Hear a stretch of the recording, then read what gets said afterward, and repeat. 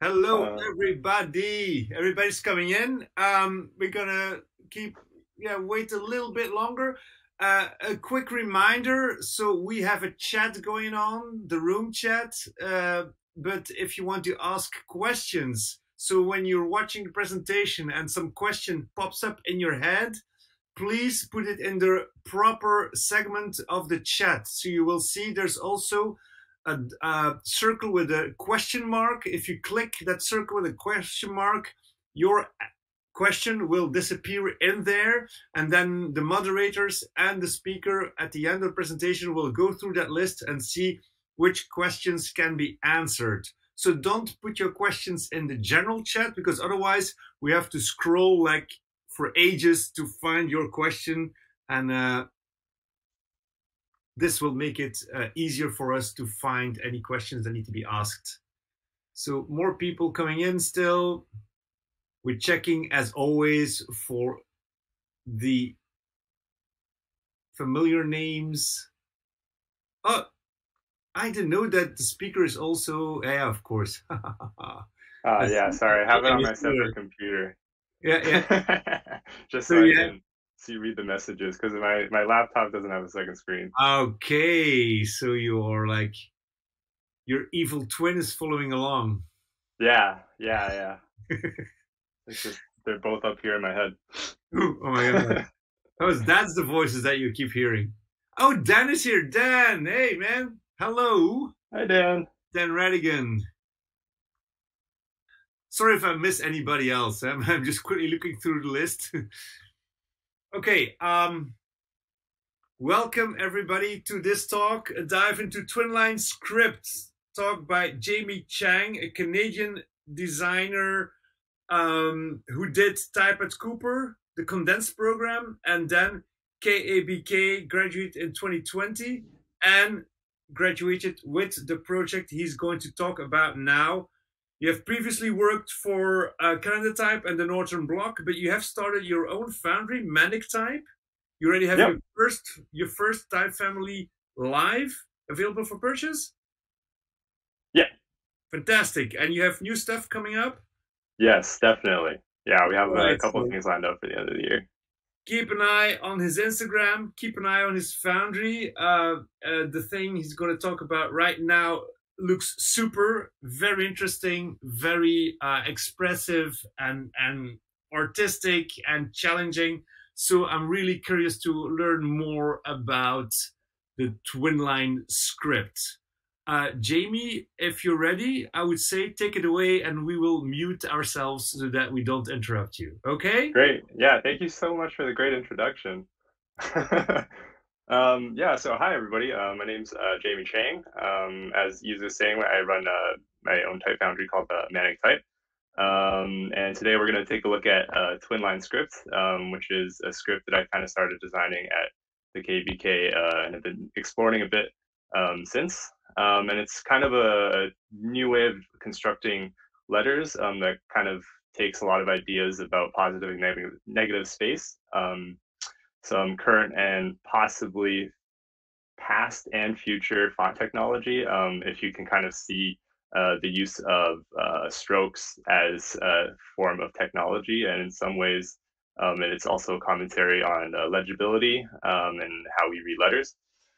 It's pretty experimental, so I hope you guys can forgive me if it's not all focused in one single subject.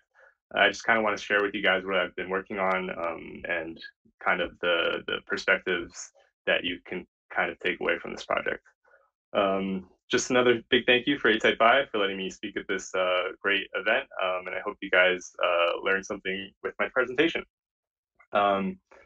So what the heck is Twinline anyways? Twinline is kind of a design which encapsulates, uses two strokes to kind of build on one single letter. It's built off of kind of an exploration of rhythm and texture, and it kind of got bigger, and there's a bit of theory behind how it comes together.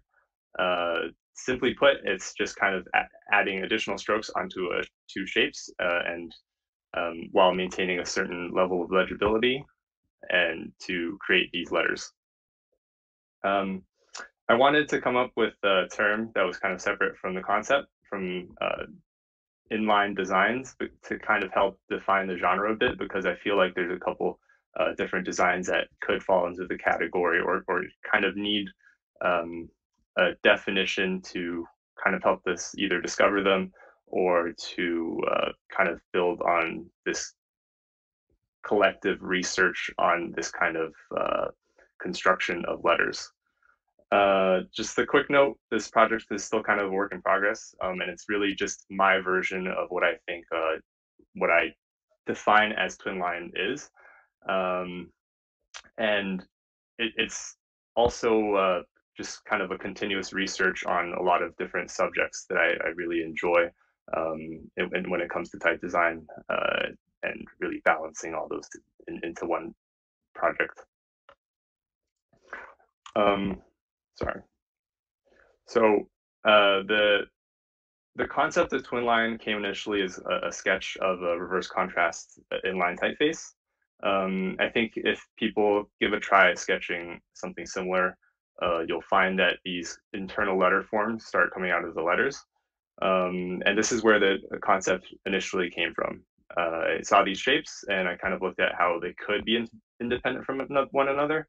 And that's kind of where the concept for my type and media project Cleft began. Is kind of examining this relationship between these two inner and outer strokes, and how they could interact or create new forms of expression. So this is Cleft Twinline. This is kind of the first iteration of the Twinline project. And it was really good prototyping with it, because I think it gave me a really important understanding of the construction and the structure of each of these characters and what made them work, or where it fell apart. And here are some sketches, some initial sketches. I kind of chose to start the project with simple unrestrained strokes, kind of infusing it with kind of a Neuland flavor, just because I felt that the strokes were really simple, and the flaring and flavor of it would be more suited to this project, and to achieving the effect that I would like in the project within the kind of time frame that I had at Type and Media. And it would also kind of make it easier to scale up faster and build each of the characters. So during the project, I kind of also tested the Twinline system using Arabic, and I wanted to encapsulate the project in kind of a decorative global kind of script design that could kind of be used in different scripts. But obviously there's a lot of testing that needs to be done, and when it comes to CJK, where each character can be incredibly complex, it might fall apart, and there are things that still kind of need to be explored. So this is kind of just a brief look on using this script style in different actual scripts. So when I started designing the Twinline script, I viewed it as a script instead of a construction, because in the same sense of kind of Roman script or italic script, there's kind of a skeleton in the middle of each of these letters. And when I was researching and doing sketches on Cleft, I was really trying to explore the idea of having different flavors or different ways that the expression could be incorporated into the structure, and the ways that we could build up the letters using different features. So the initial design using the Neuland script definitely made it easier to jump from different solutions for each of my characters in terms of how each letter would be built up, and possibly how each letter could be constructed within the parameters of the design. I also wanted to explore the idea of a letter within a letter more, and this idea that the internal and external shapes are completely independent of each other and could have their own design axes. And so therefore, I kind of used a bit of my time to look at how this system could work in a variable setting. I knew that it would open up a lot of different questions about how the construction could be incorporated, and it would take a lot of time within the time frame and needed to be pushed to a later date within the time frame of my KVK project. But it was definitely something that I really wanted to keep exploring, and that's kind of why this presentation exists, because we kind of continued on with the concept of it. So we're going to show that in a little second. So here's kind of how the project ended up. I kind of limited myself with designing this one style, since I felt that I kind of needed to develop some textiles to go along with the display style during my master's. And I think the main component of the concept still came out like super interesting, and it has its own unique flavor of this rhythm and texture that can really only be achieved in this kind of way. It was also a bit of an insightful project when it came to kind of how we look at letters, and really figuring out where it broke really told me kind of how we read, and what the most important parts of the letter would be. This project also really gave me like a lot of freedom for exploration, and it combined a lot of components that were really interesting, such as texture and rhythm, and a balancing of textual color, and encapsulated like the building of scripts and multilingual design, and especially a variable font technology. So the main kind of takeaways of the Cleft project, I felt, was that the Twinline system could be a really comprehensive system. It had a variable component that was could really be delved into and explored further. And the design really needed to have a really good balance between positive and negative space for the effect to be pulled off well. I had early versions of this font that I felt looked good, but when examined within kind of the positive and negative shapes, when we flip it from black to white background and subject matter, you could notice a lot of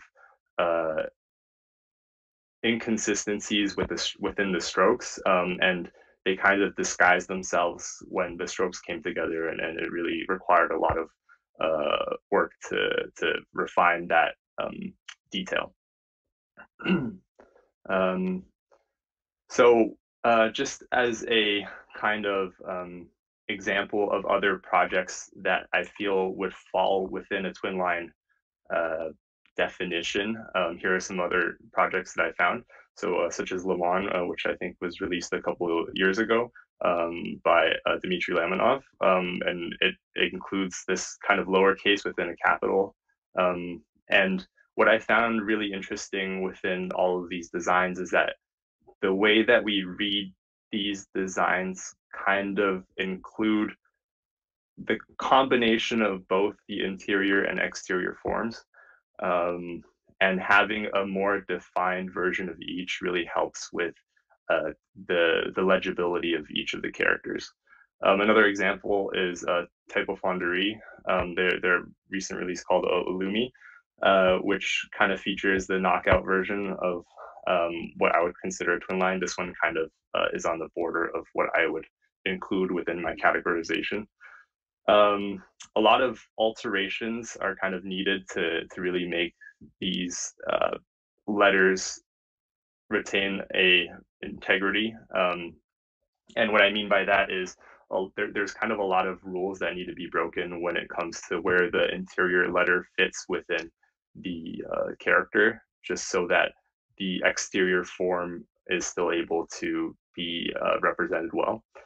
For instance, in the Lavon typeface, you can kind of see that in certain areas, the baseline kind of needs to bounce just a bit to help the character retain its shape, such as in the capital A and the capital R. You can kind of see that they're not on the baseline of the rest of the characters because they need that space to help the exterior shape come together. Another great example is the type of media project Banger by Borjan Pavlik. We kind of had a conversation while I was visiting type of media about kind of using strokes to create this illusion of text, and rather than it being an explicit letter, it's kind of we're using these strokes to build on the concept of a letter to the point where the reader can put it together. That sounds kind of insane, but it's kind of the perspective that we chose to look at the project. I don't know about him. I'm just kind of speaking on my own personal experience here, but that's kind of part of the conversation that we had. Another great example is Carol Twombly's Viva, and this came out a long time ago. And it's kind of amazing that she was looking at a similar idea and developing this concept that was really ahead of her time when it comes to looking at the structure of letters. You'll also see that in this case, the construction also needs to, it starts to fall apart in places. The point of my Twinline construction version, or my Twinline script version, is to kind of keep the integrity of the internal and external letters as complete as possible. But this is a great example of another Twinline script. So when in between the time of type of media and now, I've kind of had the time to process and look at the system and kind of build another way that I knew my initial work could have worked. And I wanted to explore that idea a bit more. And in Kilter, I have been able to. And at the moment, it's on Future Fonts. So if you guys want to take a look, that's super cool. But yeah, so the idea was to take the initial shapes of Cleft and kind of refine them into a system that was going to be able to be used and to reconstruct another version of Twinline in the sense that it doesn't have to be the same features. So at the moment, Kilter is kind of like the bare bones stroke version, or like a sans serif version of what Twinline could be. There's like a lot of places where flavor could be added, and a lot of detail and artistic expression could be infused into the design. So just looking at the two different versions of Twinline, the strokes, like I was saying, were made to be more flowy, and there's this more there's a larger emphasis on where the baseline of each of the characters are. There's really two major zones for each of the internal shapes in Kilter, rather than in Cleft Twinline, where there's a bit of bouncing and less consistency when it comes to where each of the letters are placed. And that was kind of a really defining characteristic of Kilter when it came to the design. I really needed that system to work, and that enabled me to kind of take the project a bit further and to develop what I would have liked to have done during my type of media time, which is work on to work more on the variable side of the project and kind of explore that a bit more. So looking at the construction, it kind of let me do this new axes of the internal and external shape, and helped me explore this idea a bit more with the reactive kind of words that could be used. Some other interesting uh, details about the work is that there's kind of um, this need for the angles within the letters to um, slant a bit more, a bit less, kind of to accommodate for spacing within each of the characters when we're talking about the internal and external shapes. The font itself is duplexed to kind of prevent any major movement within the interpolation. And in the same way, it also kind of forces you to work within the same spacing of each character because it's duplex. There's a lot of consideration that needs to be made when it comes to the contrast between the internal and external shapes, as the thicker strokes kind of need to be, or thicker and thinner strokes need to be balanced out due to the optical effect of the heavier stroke next to the lighter stroke. What's also really interesting about the project, I find, is that when you're working on it, I found myself I don't know if this is just what I think is going on, but I feel like I was developing skills to kind of develop CJK characters, even though I don't work a lot in CJK. The necessity of designing within the same volume and retaining that volume is kind of similar to the way that the CJK characters are built. And it's this really interesting balance between retaining the character, but also having, retaining the positive and negative space and really balancing those out to really fill the space and volume that it needs to be.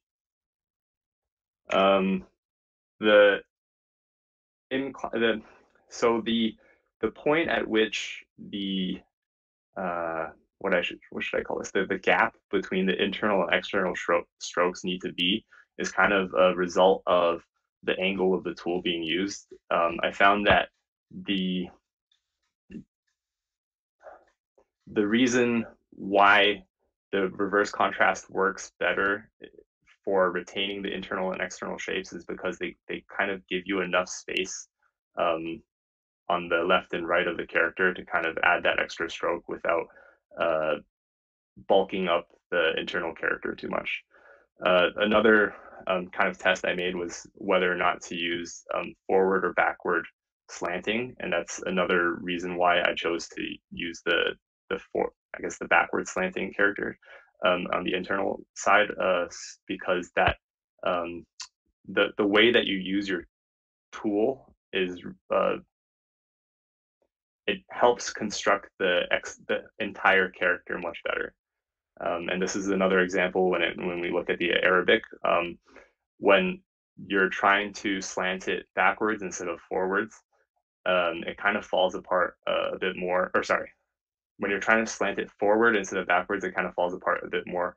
And there's kind of this logic that really needs to come together when it comes to the way it's built because of how it needs to be perceived. So when it comes to looking at the variable side of the font, there's kind of these 5 major points within this design space. So if we look at the kind of the corners, we can kind of, or the traditional sense of weight gain, it's the 0, 0 up to the 100, 100. But using those designs, we can kind of start looking at how those separate strokes can be applied. So by taking the 100 and mixing it with the 0, we can kind of get the 100, 0, and really look at how each of the strokes can be independent and create this optical effect. So these kind of explorations are really why I keep looking into this design, because I find that they're really part of the design process that have really made this project worthwhile looking into. Like being able to do this kind of quote unquote animation with this variable axis is really fun. And it really adds a new flavor to text that really doesn't exist anywhere else. And if we keep kind of looking into the variable axes, we can start looking at where the placement of the letters are. So within the 5 master experiment, I kind of pushed it further into 15. And what you can kind of see is that the character is flowing up and down, but it's also existing within the bounds of the character, or the bounding box of the character itself. And it's just like this really interesting way that we can look at variable font technology and maybe see if people want to do something with it. It's kind of a bit much, and I'm probably not going to keep looking into it just because of the time it's going to take. But I think it's definitely a really interesting dive. So this is kind of where the project is at the moment. We're mainly working in the 3 masters just to kind of get the shapes complete and really get a full control of how I want the curves to come out. I think the really interesting byproduct is how legible this text still is for how complex the structure is. And I think my personal theory is that the Gestalt effect kind of takes hold, and the internal and external shapes kind of provide enough context for us to build our image of that letter, and it helps to build the letter and the word and so on and so forth. And like I was saying, like a great byproduct of this experiment is this style, which I haven't named just yet, just because I don't know what you name this. But yeah, they're just super interesting textual phenomena that I feel is really cool. And I hope you guys are able to take away something from this presentation and kind of look into using different ways of constructing words so that you're able to use the additional strokes to build onto the concept. So yeah, so thank you guys so much for taking this journey with me. I think the great thing about Twinline is that it's this ever expanding experiment on variable fonts and on understanding strokes and understanding positive and negative space.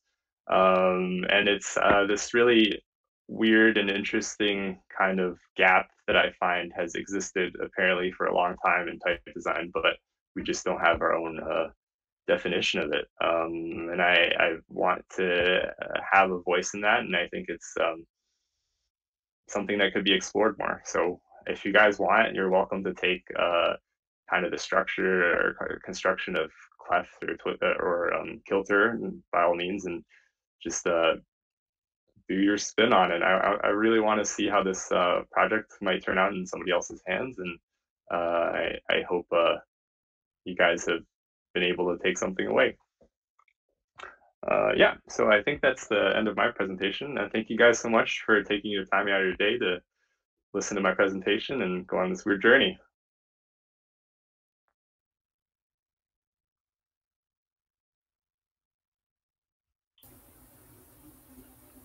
That was amazing. Thank you so much thank you guys so much. Sharing your insights. That's like I mean, like I already said, I've seen a lot of these, a lot of your Instagram posts doing the rounds, and I've been in awe of it ever since. Cool. Yeah, thanks so much. All right, let's get into the questions. Yeah, thank you. Okay. Kalapi, can you read the questions? Yeah, I can. So Shiva asks, have you considered designing this as a multi-layer font example so that the inner letter and the outer letter could be in different colors?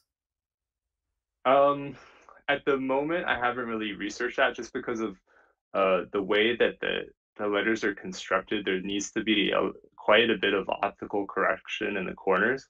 And I feel that if you start splitting up the strokes that the way that it's optically correct, it wouldn't make a lot of sense to split that stroke, just because it would come out really weird. I hope that makes a lot of sense. Yeah, cool. And the second one was, has the Banger font been released? If so, where might we find it? No, that's I think 2020. That was that project from last year, or the year before. But it's just a student project at the moment. I don't think it's released on any platform. Okay. And that one's by the Borjan Pavlik. All right. I think those are the only questions we have at the moment. Any other questions from? Yeah, it's a bit of a weird project, and I'm sure that it's kind of hard to formulate an appropriate question to ask when it's yeah. Someone says we are stunned. I found the movement of the inside character really fascinating, and it's the way that the strokes around, the extra strokes around the inside character have to move to make room for where it goes to, because that was something that I noticed that you had. I don't know which word you had, and the second part of the word was like the inside character was up, down, and then suddenly it was 3 times up. And then I was wondering, all right, can you randomize it? But then, as you explained, this becomes so complex that probably if you have to kind of combine the variable font with some open type wizardry of contextual alternates, that becomes like even more bonkers. So I don't know if that's I think the way that the project has gone, it just keeps getting bigger and bigger. Yeah. And the way that, like, the things you can do with it are so crazy, but it just takes a lot of time. Yeah, I mean, that's when you talk about can of worms, that's a container full of worms that you're opening there. It's like there's so many things that can go wrong, and so many variables that at some point, like, I don't know, it must be that at some point it becomes an unwieldy project because of the enormity of all the possibilities, of course. Yeah, I think I probably stop after I finish this set, just because I think theoretically it's all there. Yeah. But it's just who wants to do it. Yeah, exactly. Somebody has to be, that's crazy. Yeah. Wait, there's other stuff in the chat, but none of the questions. Yeah, there was a piece of stone carving that I chanced upon in Reykjavik in Iceland, which looked a little, it looked similar, but nothing. So what I'm going to do is I'm going to try to find an image and share it with you later. Yeah, cool. Yeah, I think that the way that, like, I call it Twinline script for my own project, but I think the base concept of having a letter within a letter can really be built a lot on, like the Viva project by Carol Twombly. That's like amazing stuff, and if it was made in the current time, it would definitely be a variable font. But it was originally, if I'm not mistaken, Dan can maybe correct me, but it was originally a multiple master font. So there was a multiple master version of Viva, so it's kind of the precursor of variable fonts. So there were this way, I think the width, but also the thickness of the letter parts could be changed. Yeah. From what I saw, at least I was doing some research on it. It mainly had just the width size, and it didn't have a second variable for the extra stroke. That's possible. It was mainly just the internal weight going up. Yeah, maybe that's just my imagination that it could have gone there, but it didn't. Yeah, definitely. But yeah, I mean, that was the whole thing. I once interviewed David Berlew about the whole progression from multiple master to TrueType GX to variable fonts, and the only problem back then was the computers were just not powerful enough. Yeah, that's all true. So the technology was ahead of the computational capacities, and the computers had to catch up to make variable fonts possible. So if the computers had been more powerful, we would have had variable fonts when multiple master came out. But it was just like, it was a stopgap solution for something that, exceeded the capacities. Yeah, so interestingly enough, on that topic, I've had people ask me if I've been able to try letter ink on it. Oh yeah, from the 2 talks ago, and I initially, well, I didn't start with it, so it's kind of hard to incorporate it at this point. But I think if you did, you could definitely make something work for sure.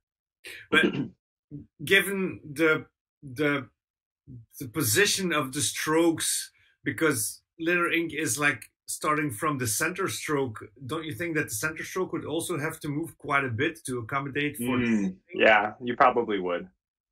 But it would make it a little easier. Yeah, that's good enough.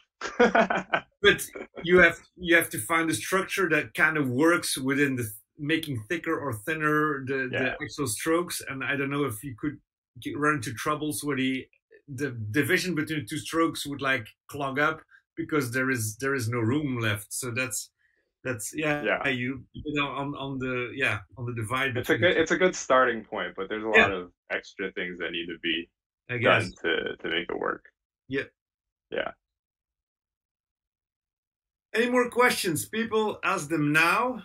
And if there are not any more questions, I'm just waiting a little bit. So anybody frantically typing in the chat, like, wait, I got another question. Nobody? All right. This was amazing stuff, man. I was looking thank you so much. I was like, what? It was crazy. I think everybody else really enjoyed it. It's both artistically, technically complex project that we like to see on this type of conference. And you explained it really well. The whole thing, the whole concept, how it works, where you started, where you went to, and all the things you encountered. So yeah, congratulations on a job well done. We really enjoyed it. Thank you guys so much for having me on. And really congratulations, especially on the release. That's usually the biggest step from concept to... Exactly. Now we can start doing it. Okay, so we're going to close this room. Anybody wants to continue the conversation, we would like to invite you to the Hangout room. And this here will simply disappear to exist. So bye, everyone. And thanks for attending. Again, Jamie, thanks a lot. Yeah, thanks, guys, so much.